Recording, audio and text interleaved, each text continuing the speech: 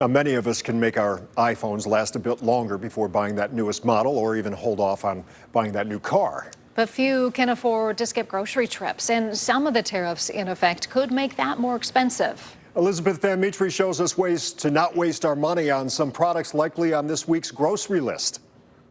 If you see fish on a menu or buy it from the store in Cleveland, there's a chance it comes from here. There's going to be snapper that they're unloading, swordfish, tuna, we have mahi-mahi. And an even bigger chance it wasn't caught here in the United States.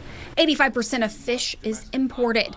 Drew Breeze is a buyer. He says this week his price list has changed daily. Every morning I walk in, I don't know if the tariff on Japan is still 24% or if it's going to be 10. They're already seeing the price impacts, and some are already seeing it at the store.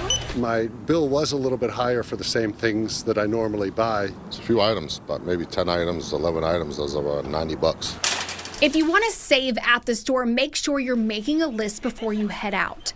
Be willing to shop around for the best deals, which could mean multiple stores. If you do want to save money on fish, one thing you can consider is buying frozen fish over fresh. There are some things to look for the best quality product. Product of USA is your best bet. Once frozen product is your second best bet. And the third is just lean on your trusted supplier.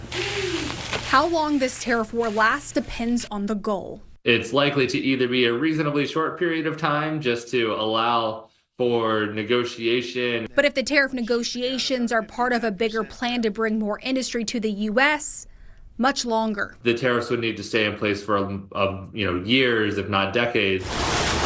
There we go. Breeze says everyone, including suppliers, is waiting to see what happens next. This week, the fishermen decided, well, with these tariffs, we don't even know if it's worth it to go out, to spend the money on gas, to even go out and bring the tuna back if it's not going to sell and it's just going to sit. Elizabeth Van Mitri, News 5. And Elizabeth and the entire Don't Waste Your Money team are working to protect your hard-earned cash during the tariff ride. You can check out all their stories on the News 5 app.